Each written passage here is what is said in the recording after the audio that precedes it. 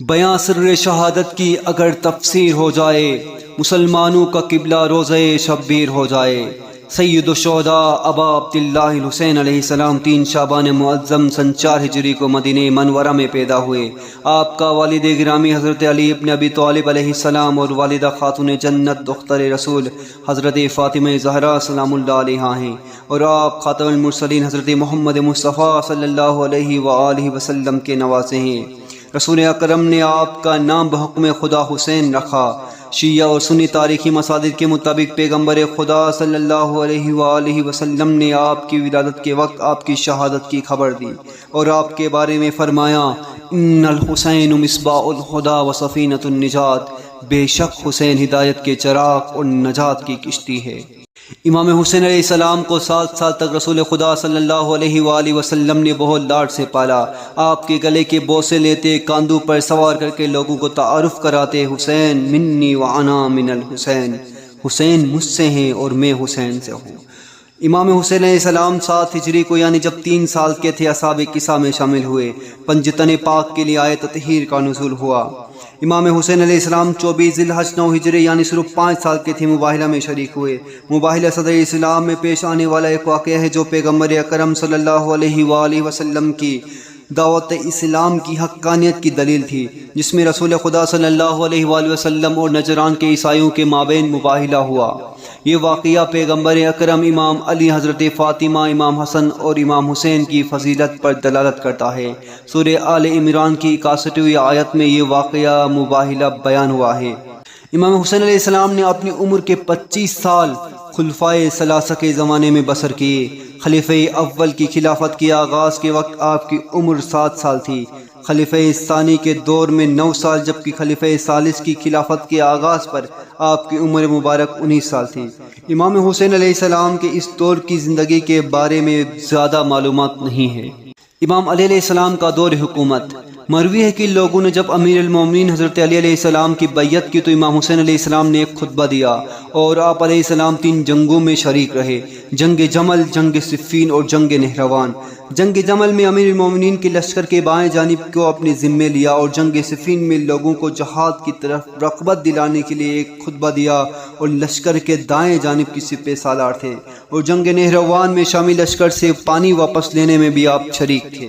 امام حسن علیہ السلام کا دور۔ تاریخ میں ملتا ہے کہ امام حسین علیہ السلام اپنے بھائی امام حسن علیہ السلام کا بہت احترام کرتے تھے اور اپنا امام مانتے تھے، اور نقل ہوا ہے کہ جس مجالس میں امام حسن علیہ السلام ہوتے تھے اس مجالس میں آپ علیہ السلام احترام کی خاطر بات نہیں کرتے تھے۔ معتبر روایات کے مطابق معاویہ کے ساتھ صلح امام حسن کے وقت آپ علیہ السلام نے معاویہ کے ساتھ بھائی حسن کی مصالحت کی حمایت کی۔ آپ علیہ السلام کے ازواج و اولاد۔ امام حسین علیہ السلام کے 4 فرزند اور 2 دختر ہیں۔ امام سید سجاد علیہ السلام کی ماں حضرت شہربانو، حضرت سکینہ اور حضرت علی اصغر کی ماں حضرت رباب، حضرت علی اکبر کی ماں حضرت لیلا اور حضرت فاطمہ بنت امام حسین علیہ السلام کی ماں حضرت ام اسحاق، اور حضرت جعفر بن امام حسین علیہ السلام کی ماں حضرت سلافہ، یا جسے حضرت ملومہ بھی کہا جاتا ہے۔ امام حسین علیہ السلام کا دور امامت۔ 28 رجب 50 ہجری کو امام حسن علیہ السلام کی شہادت کے بعد 51 سے لے کر 61 ہجری تک امام حسین علیہ السلام کا دور رہا۔ اس دوران معاویہ بن ابی سفیان تخت خلافت پر فائز تھے، جو کہ 60 ہجری تک رہا۔ معاویہ بن ابی سفیان نے صلح امام حسن علیہ السلام کی مخالفت شروع کی، جس میں سے ایک حجر ابن عدی کا قتل تھا۔ حجر ابن عدی رسول اللہ صلی اللہ علیہ وآلہ وسلم کے صحابی اور امام علی علیہ السلام کے باوفا ساتھیوں میں سے تھے۔ اس کی بنا پر امام حسین علیہ السلام نے معاویہ کو ایک اعتراض آمیز خط لکھا اور شدید مذمت کی۔ 58 ہجری کو امام حسین علیہ السلام نے منع میں ایک طویل خطبہ پیش کیا، جسے کربلا کی بنیاد بھی کہا جاتا ہے۔ معاویہ بن ابی سفیان نے اپنی زندگی میں ہی صلح امام حسن علیہ السلام کے ایک اور بڑی مخالفت اپنا جانشین مقرر کیا، اور اس نے اپنا جانشین یزید بن معاویہ کو قرار دیا۔ یزید ابن معاویہ سن 60 ہجری کو تخت خلافت میں آیا کہ جو اپنے خاندان میں ہی ایک بدنام شخص تھا۔ اس نے رسول اللہ صلی اللہ علیہ وآلہ وسلم کے دین کا کھلا مذاق اڑانا شروع کر دیا۔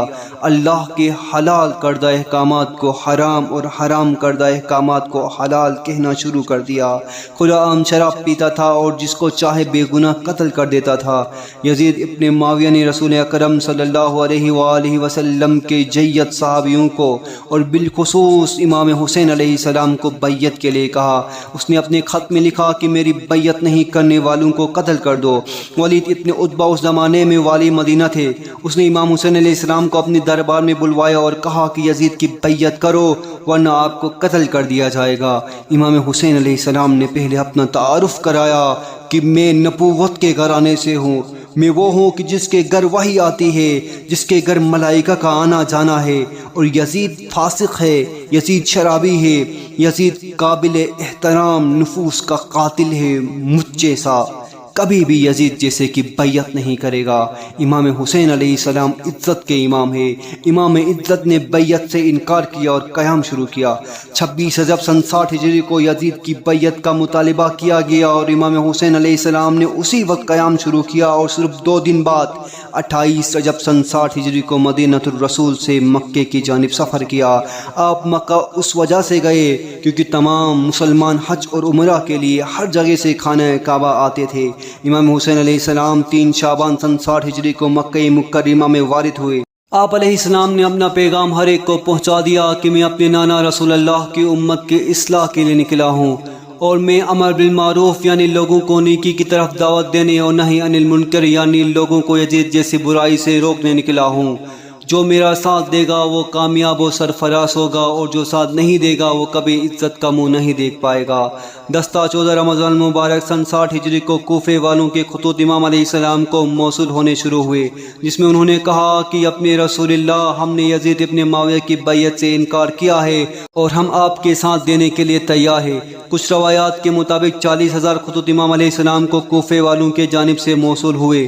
امام علیہ السلام نے 15 رمضان سن 60 ہجری کو اپنے چچازاد بھائی مسلم ابن عقیل کو اپنا سفیر بنا کر کوفہ روانہ کیا کہ اگر کوفے والے میری بیعت کرے تو مجھے فوراً خبر کر دو۔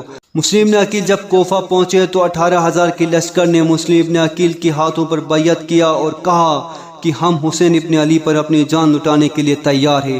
مسلم نے امام حسین علیہ السلام کو خط لکھا کہ کوفے والے تیار ہیں۔ پھر امام علیہ السلام کو جب مسلم کا خط ملا تو آپ علیہ السلام 8 ذی الحجہ سن 60 ہجری کو مکے سے کوفے کی جانب روانہ ہو گئے۔ امام علیہ السلام کے قیام کا زیادہ تر حصہ مکے میں ہے، جو کہ 4 مہینے سے زیادہ آپ علیہ السلام مکے میں لوگوں کو دعوت دیتے رہے۔ امام حسین علیہ السلام ابھی کوفے کے راستے میں تھے، خبر آئی کہ کوفے والے بے وفا نکلے۔ انہوں نے ابن زیاد لعنت اللہ کے خوف سے مسلم ابن عقیل کو تنہا کر دیا، اور ابن زیاد نے مسلم ابن عقیل کو شہید کر دیا۔ آپ علیہ السلام کو کوفے کے راستے سے جناب خور نے ابن زیاد کے حکم سے کربلا کی طرف لے گیا، اور 2 محرم الحرام سن 61 ہجری کو قافلے حسینی سرزمین کربلا میں وارد ہو گیا۔